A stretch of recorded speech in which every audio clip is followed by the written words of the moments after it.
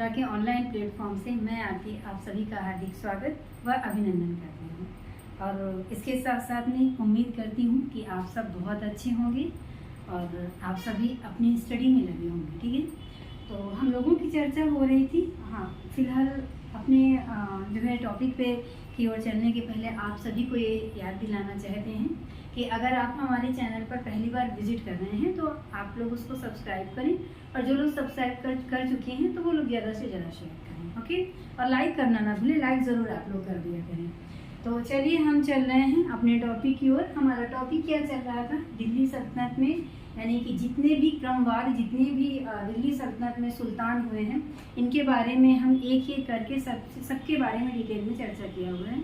लेकिन शासकों के बारे में जो क्रमवार हुए उनके बारे में ही पढ़ना हमारे लिए इम्पोर्टेंट नहीं है। उनका प्रशासन किस तरह से चलता था और उसके बारे में हमारे लिए जानना अत्यंत आवश्यक है, क्योंकि प्रशासन से कहीं ना कहीं क्वेश्चन जरूर बनता है। यहाँ प्रशासन से एक आध क्वेश्चन जरूर बनते हैं, जो कि एग्जाम के पॉइंट ऑफ व्यू से ये प्रशासन वाला जो पार्ट है उसको देखना हमारे लिए बहुत कंपलसरी हो जाता है। तो चलिए हम चल रहे हैं कहाँ? दिल्ली सल्तनत कालीन प्रशासन की ओर। किस तरह से ये लोग प्रशासन करते थे, कैसे इनका शासन प्रशासन चलता था, इसके बारे में हम आपसे डिटेल में चर्चा करने वाले हैं। तो देखिए, सबसे बड़ी चीज़ है कि सबसे पहली चीज़ तो आपको सीखना होगा कि चाहे वो मौर्य साम्राज्य की हम बात करें, वर्धन साम्राज्य की बात करें, गुप्त साम्राज्य की बात करें, चोल प्रशासन की बात करें, यानी कि किसी भी डायनेस्टी की अगर प्रशासन के बारे में अध्ययन करना है तो हमें ये पार्ट, कुछ कॉमन पार्ट होते हैं जो कि उन्हीं पर डिपेंड होता है। यानी कि उनके जो प्रशासन होता है वो लगभग सारे उसमें सारी डायनेस्टी में मेल जोल खाता है, सारी डायनेस्टी एक तरफ से मिलते हैं। ठीक है, लेकिन थोड़ा बहुत जो माइनर चेंजमेंट होता है आपके लिए इम्पोर्टेंट क्या है उसके बारे में हम आपको बताते जाएंगे। तो आपको हमने मौर्य साम्राज्य में मौर्य साम्राज्य का प्रशासन पढ़ाया, तो वो भी इन्हीं पर टिका हुआ था। केंद्रीय प्रशासन, प्रांतीय प्रशासन, जिला प्रशासन, इस तरह से हमने बताया था ना। फिर इसके बाद में चोल प्रशासन बताया, उसमें भी यही क्रम था। और इसके बाद में गुप्त प्रशासन भी हमने आपको पढ़ाया, वो सारा यही था। ठीक है, सिर्फ और सिर्फ जहाँ पर कुछ चीजें होती हैं जो चेंज होती हैं, कहीं उनके नाम में परिवर्तन होता है, कहीं कोई उसी के अंतर्गत उसी के अंडर में कहीं 2 विभाग नए गठन कर रहा है, कहीं 3 विभाग नए गठन कर रहा है। तो किसी भी चीज, किसी भी डायनेस्टी के प्रशासन के बारे में हमें पढ़ना है तो वो किस पर टिकी होती है? केंद्रीय प्रशासन, प्रांतीय प्रशासन, जिला प्रशासन और ग्राम प्रशासन, इस पर टिके होते हैं। ये पार्ट जरूर होते हैं, ये आपके लिए बेहद जानना आवश्यक है, ताकि जब कभी आपको किसी भी उसमें मेंस में लिखना हो या डिस्क्रिप्टिव क्वेश्चन, अगर डिस्क्रिप्टिव पेपर अगर आ रहा है और क्वेश्चन इस तरीके से आना है तो आप अपने आप उसको कंप्लीट कर सकें। ठीक है, कि हमारा समझाने का उद्देश्य सिर्फ ये है कि प्रशासन के बारे में अगर पढ़ना है तो ये जो है पार्ट जरूर उसमें शामिल होगा। फिर जो नए एकाध विभागों की स्थापना होती है वो इन्हीं के अंतर्गत होती है। कुछ उसमें चेंज कर देते हैं, जो नाम चेंज कर देते हैं, तो जो जो चेंजमेंट हुआ है उसके बारे में हम आपसे जरूर डिस्कस करेंगे। ओके, तो चलिए हम बात कर रहे हैं सल्तनत कालीन प्रशासन की। अगर हम सल्तनत कालीन प्रशासन की बात करें तो सल्तनत कालीन प्रशासन जो है किस तरह से था, तो सबसे पहले आता है सल्तनत कालीन प्रशासन में केंद्रीय प्रशासन आता है। फिर इसके बाद में ये जो केंद्रीय प्रशासन था, इस केंद्रीय प्रशासन को प्रांतीय प्रशासन में बांट रखा था। इस प्रांतीय प्रशासन के बाद में इसके नीचे आता था शिक जो जिला प्रशासन होता था वो इस समय दिल्ली सल्तनत काल में उसका नाम क्या दे दिया था? शिक दे दिया था। इस जिले का नाम किसमें परिवर्तित कर दिया था? शिक में परिवर्तित कर दिया था। फिर इसके शिक के बाद में आता है क्या? परगना आता है। और परगना के बाद में सबसे जो निचले स्तर की इकाई होती है, प्रशासन की जो इकाई होती है वो कौन होती है? ग्राम होती है। ठीक है, तो कैसे कैसे टिका था? सबसे पहले केंद्रीय प्रशासन, फिर प्रांतीय प्रशासन, फिर शिक, फिर इसके बाद में परगना और फिर ग्राम प्रशासन। अब अगर हम बात करें केंद्रीय प्रशासन का प्रमुख कौन होता था, तो केंद्रीय प्रशासन का प्रमुख हुआ करता था सुल्तान। फिर अगर हम प्रांतीय प्रशासन की बात करते हैं तो इसका प्रमुख कौन होता था? इसको वली या मुक्ता कहते थे। क्या कहते थे?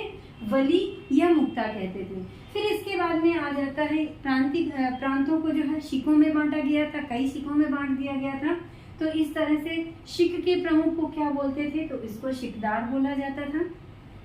फिर इसके बाद में परगना होता था। इस शिक को जो है कई परगनों में बांट दिया गया था। तो इस परगने का प्रमुख होता था आमिल। और इसके बाद में सबसे निचली इकाई थी प्रशासन की, तो वो कौन होती थी? ग्राम होती थी। तो ग्राम स्तर पर मुख्य रूप से 3 अधिकारी होते थे दिल्ली सल्तनत काल में। वो 3 अधिकारी कौन कौन से होते थे?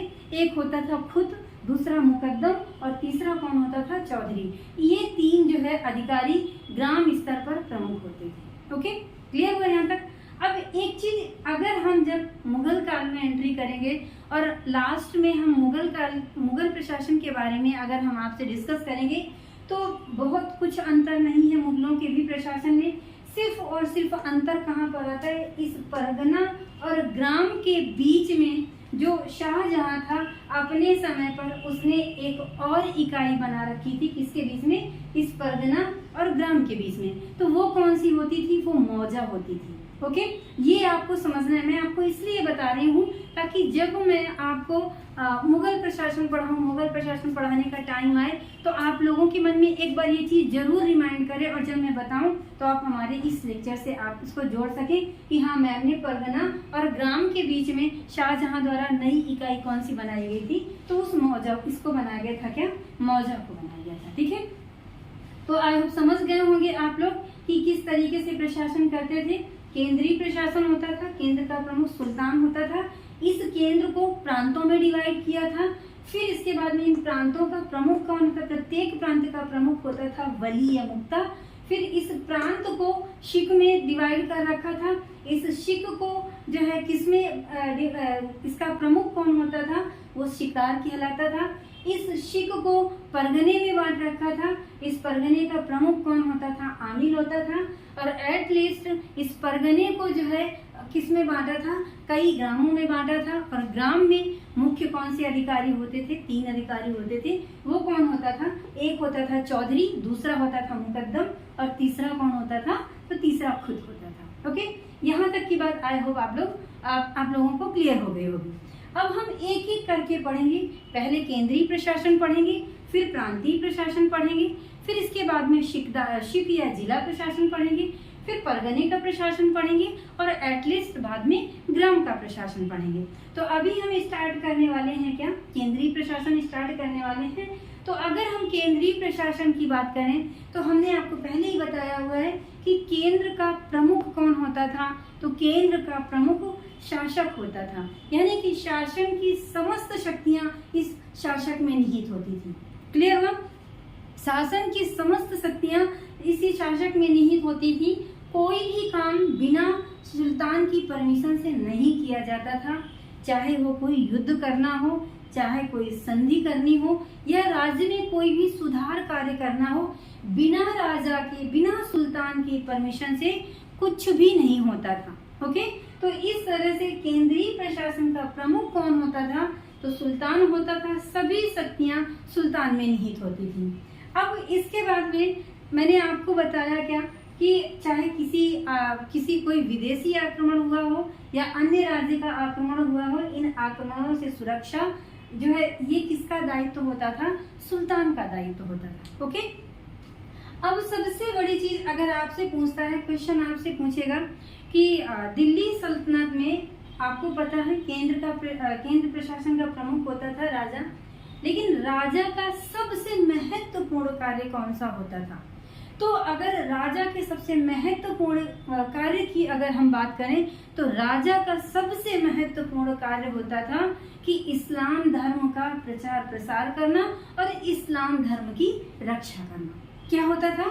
इस्लाम धर्म का प्रचार प्रसार करना और इस्लाम धर्म की रक्षा करना। हमने आपको बताया कि शासक का कार्य होता था क्या? आक्रमणों से सुरक्षा करना।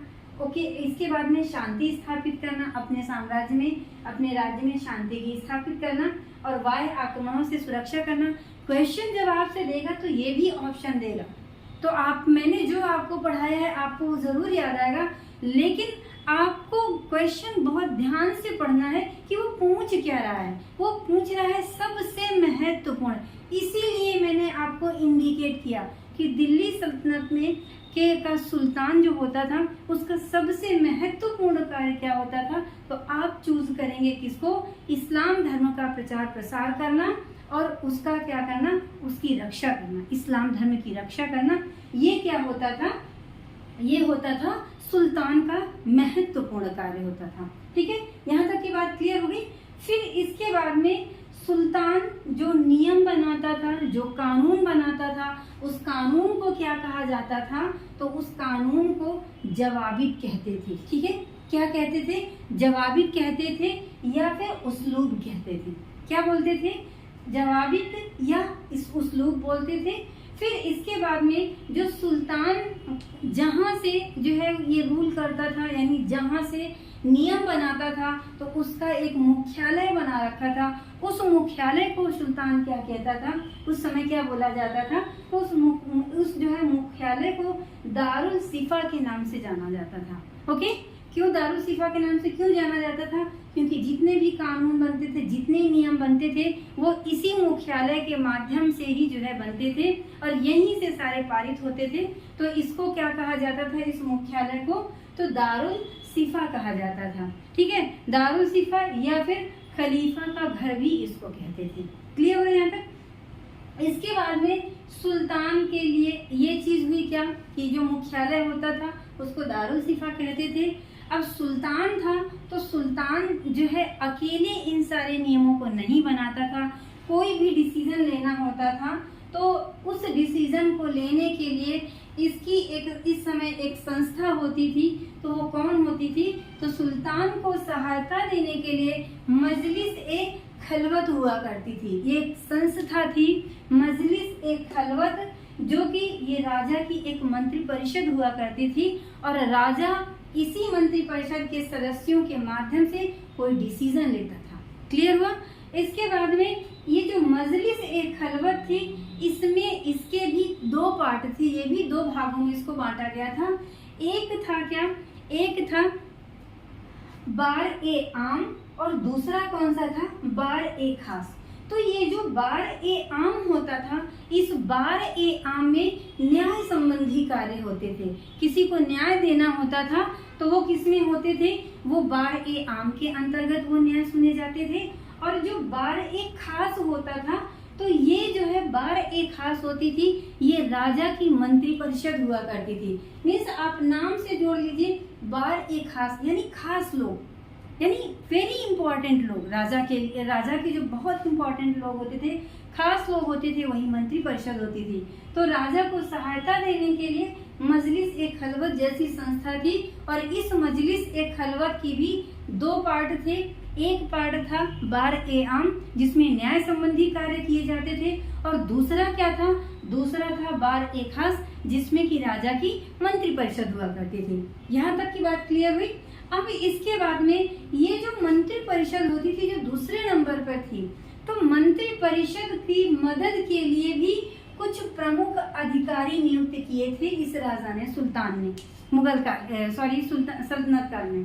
तो वो जो है मंत्री परिषद की मदद के लिए प्रमुख अधिकारी कौन कौन से थे, इनके बारे में हम आपसे डिटेल में चर्चा करने वाले हैं। तो जो प्रमुख अधिकारी थे, तो पहला था दीवाने विजारत, जो कि इस मंत्री परिषद के सदस्यों को की जो है मदद करता था।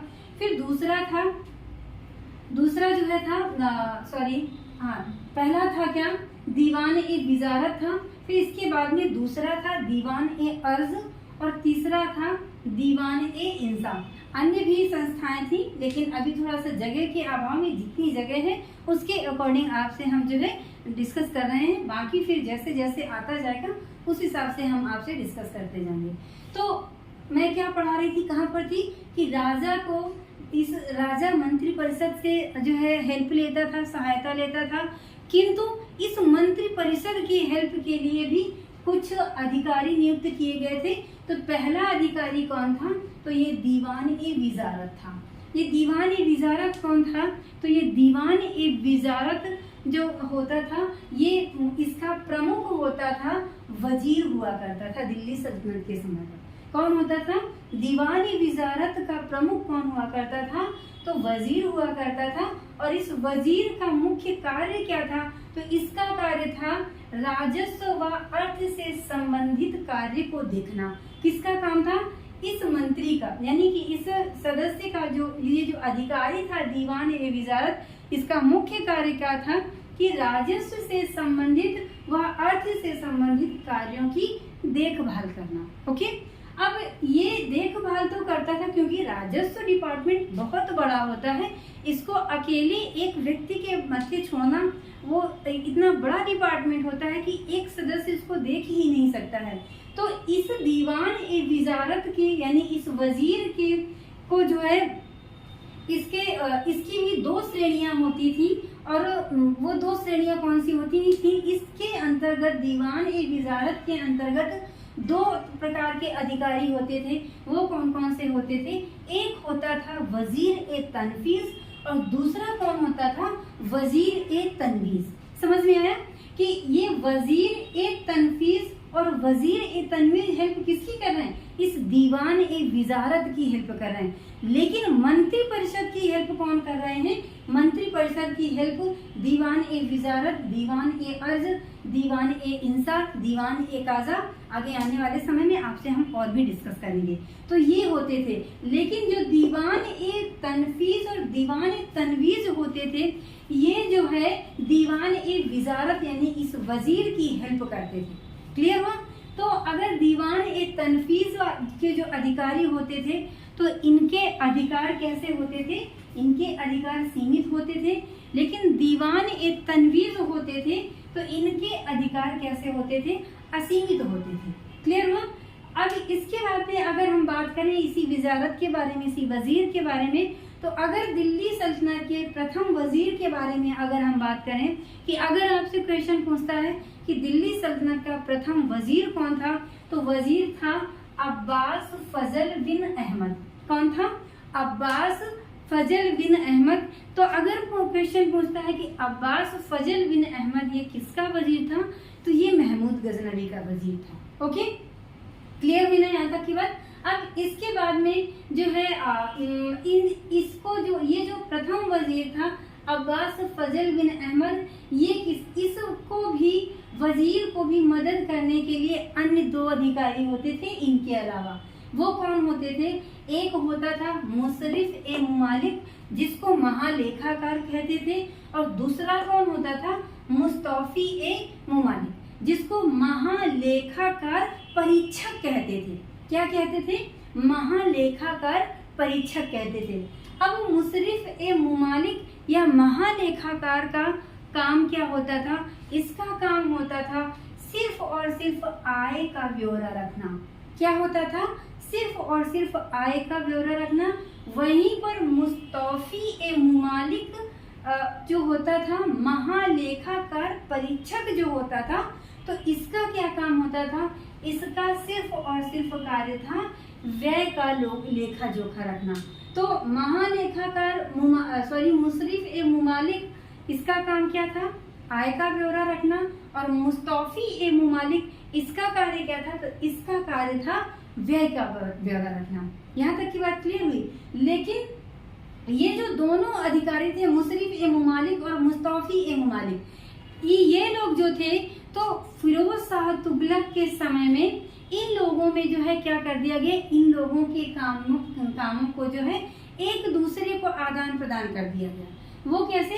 तो कि जो महालेखाकार जो होता था, इसका कार्य इसके पहले क्या था? आय का लेखा जोखा रखना। वहीं पर फिरोज शाह तुगलक के समय पर इनको कार्य दे दिया गया, क्या? व्यय का लेखा जोखा रखने के लिए वाला कार्य दे दिया गया। और जो मुस्तौफी ए मुमालिक यानी कि महालेखाकार परीक्षक होते थे, तो वो जो है कार्य किसको दे दिया गया? किसका दे दिया गया? मुशर्रिफ ए मुमालिक वाला कार्य मुस्तौफी ए मुमालिक को दे दिया गया। ठीक है, यानी कि एक दूसरे का कार्य इन्होंने जो है कॉम्प्रोमाइज कर लिया, एक दूसरे का कार्य ले लिया। ये किसके समय पर हुआ था? ये फिरोज शाह तुगलक के समय पर हुआ था। ठीक है, यहाँ तक की बात क्लियर हुई? अब इसके बाद में जो ये कौन है सदस्य, इस वजीर की हेल्प, इन वजीरों की हेल्प करने वाले जो सदस्य हैं, ये वजीर ए तनफीज और वजीर ए तनवीज, ये इनकी हेल्प कर रहे हैं। ठीक है, अब मुशर्रिफ ए ममालिक के बारे में आपसे हमने डिस्कस किया और मुस्तौफी ए ममालिक के बारे में हमने आपसे डिस्कस किया। तीसरा कौन होता था, दीवान ए इशरफ होता था। दीवान ए इशरफ ये कौन अधिकारी होता था, तो ये महालेखा विभाग का जो है अधिकारी होता था। ओके, फिर इसके बाद में आते हैं दीवान ए वक्फ। इनका कार्य क्या था कि दिल्ली सल्तनत के समय जो भी व्यय के कागजों व्यय हुआ है, तो व्यय के कागजों को जो है क्या करना, देखभाल करना, ये किसका होता था कार्य, दीवान ए वक्फ का होता था। ओके, फिर इसके बाद में आता है दीवान ए इस्तियाक।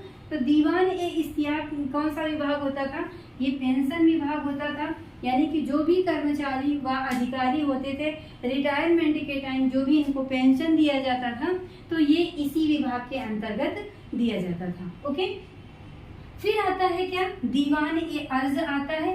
दीवान ए अर्ज ये कौन सा विभाग था, तो दीवान ए अर्ज जो है ये सैन्य विभाग था। पहला विभाग क्या है, दीवान ए विजारत। दीवान ए विजारत की दो अधिकारी हेल्प करते हैं, कौन कौन से, एक वजीर ए तनफीज और वजीर ए तनवीज। और ये जो है मुशर्रिफ ममालिक, फिर मुस्तौफी ए ममालिक, दीवान ए इशरफ, दीवान ए वक्फ, दीवान ए इस्तियाक, ये जो है किसकी हेल्प करते हैं, इन वजीर ए तनफीज व वजीर ए तनवीज की जो है हेल्प करते हैं। ठीक है, ये इसके अंडर में काम कर रहे हैं, तो ये चीज आपको समझने की जरूरत है।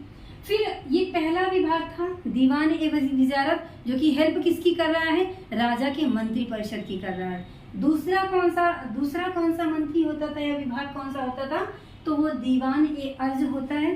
दीवान ए अर्ज ये कौन सा विभाग है, तो ये सैन्य विभाग से संबंधित है। ठीक है, अब सैन्य विभाग से संबंधित है, इसे और किस नाम से जाना जाता था, इसे रावत ए अर्ज भी कहा जाता था। क्या कहते थे, रावत ए अर्ज कहा जाता था इसको। और इसके अगर प्रमुख की बात करते हैं, तो इसका प्रमुख कौन होता था, तो इसका प्रमुख आरिज ए मुमालिक हुआ करता था। कौन होता था, आरिज ए मुमालिक हुआ करता था। और यही विभाग जो है दीवान ए अर्ज विभाग है, यही विभाग मुगल काल में किसमें परिवर्तित हो जाता है, किसमें कन्वर्ट हो जाता है मुगल काल में, तो ये मीर बख्शी के रूप में जो है ये पद कन्वर्ट हो जाता है। कौन सा, आरिज ए मुमालिक का पद। ओके, क्लियर हुआ। फिर इसके बाद में अगर हम बात करते हैं कि ये जो दीवान ए अर्ज विभाग था, इसका सृजन किसने किया था, तो इसका जो है सृजन बलबन के समय में हुआ था। यानी कि बलबन ने इसका सृजन किया था। तो बलबन ने सृजन किया था, तो आरिज ए मुमालिक पद पर किसी को नियुक्त भी किया होगा। तो वो पहला सदस्य कौन था, तो पहला सदस्य जो था बलबन के समय पर वो अहमद अयाज था। अहमद अयाज को आरिज ए मुमालिक के पद पर पहली बार नियुक्त किया था किसने, बलबन ने। और इस अहमद अयाज की उपाधि थी इमादुल मुल्क। तो अगर आपसे एग्जाम में पूछता है, सपोज दैट अगर अहमद अयाज ऑप्शन में नहीं देता है, इमादुल मुल्क देता है, तो परेशान नहीं होना है, क्योंकि ये दोनों नाम एक ही हैं। तो आपके लिए इम्पोर्टेंट क्या बन जाता है, आपके लिए इम्पोर्टेंट बन जाता है कि इन दोनों नामों को ध्यान से पढ़ना है, ताकि क्वेश्चन इतना इजी है और आपसे छूटने ना पाए। ठीक है, तो अहमद अयाज और इमादुल मुल्क क्या थी, अहमद अयाज की उपाधि थी। तो ये इस तरह से क्या था, दीवान ए अर्ज विभाग था। दीवान ए अर्ज विभाग के बारे में हमने क्या जाना कि दीवान ए अर्ज सैन्य विभाग से संबंधित था। सृजन किसने किया था, बलबन ने किया था। और पहली बार सबसे नियुक्त किसको किया था, इसका प्रमुख कौन होता था, आरिज ए मुमालिक होता था। और इस आरिज ए मुमालिक के पद पर नियुक्त किसको किया था, अहमद अयाज या फिर इमादुल मुल्क को। ठीक है, अब तीसरी संस्था कौन सी है, तो तीसरी संस्था है दीवान ए इंसा। अब ये दीवान ए इंसा की अगर हम बात करते हैं, तो ये कौन सी संस्था होती थी, तो ये जो है राज्य का शाही सचिवालय होता था। क्या होता था, राज्य का शाही सचिवालय होता था। और इसको जो है दीवान ए इंसा को दीवान ए अशरफ के नाम से भी जानते हैं। ठीक है, किस नाम से जानते हैं? दीवान ए इंसा को दीवान ए अशरफ के नाम से भी जानते हैं। अगर हम इसके प्रमुख की बात करें कि इसका प्रमुख कौन होता था, तो इसका प्रमुख होता था दबीर ए मुमालिक हुआ करता था। कौन होता था? दबीर ए मुमालिक हुआ करता था। और इसका मुख्य कार्य क्या था? तो इसका मुख्य कार्य था अभिलेखों का संरक्षण करना, पत्र व्यवहार, विदेशों से पत्र व्यवहार करना, और इसके बाद में पत्र व्यवहार संपादन करना। और जो सुल्तान की जो मुहर होती थी, तो इस मुहर का प्रयोग किया जाता था। जो सल्तनत के समय पर जो भूमि अनुदान में दी जाती थी, तो जो भूमि अनुदान में दी जाती थी तो उस पर राजा की मुहर हुआ करती थी। तो ये जो मुहर होती थी ये इसी दीवान ए इंसा विभाग के अंतर्गत होती थी। जब ये मुहर उस भूमि पर लग जाती थी तभी ये अनुदान भूमि मानी जाती थी। ओके, क्लियर हुआ ना? तो ये कार्य क्या था? दीवान ए इंसा विभाग का था। तो आपने क्या जाना दीवान ए इंसा विभाग के बारे में कि दीवान ए इंसा ये सुल्तान का शाही सचिवालय हुआ करता था। इसको जो है दीवान ए अशरफ के नाम से भी जानते हैं। और इसका प्रमुख कौन था? तो प्रमुख होता था दबीर ए मुमालिक। इसके बाद में इस संस्था का काम क्या था? तो इस संस्था का काम होता था अभिलेखों का संरक्षण करना, इसके बाद में विदेशों से पत्राचार संपन्न करवाना, प्लस राजा की मुहर जो होती थी, जो अनुदान भूमि दी जाती थी, जिस मुहर का अनुदान देने में जो है प्रयोग किया जाता था, तो ये मुहर जो है किसके अंतर्गत आती थी? दीवान ए इंसा के अंतर्गत आती थी। ठीक है, तो आई होप आप लोग बहुत अच्छे से समझ गए होंगे। जितना भी मैंने पढ़ाया थोड़ा सा नेम इसके डिफिकल्ट है, बट डोंट वरी, आप इसको 1 से 2 बार पढ़ेंगे, 2 से 3 बार रिवाइज करेंगे, ये ऑटोमेटिक इतने डिफिकल्ट वर्ड ये आपको इजी लगने लगेंगे। ठीक है, इन कठिन वर्डों को देख करके आपको भागना नहीं है, आपको पढ़ना है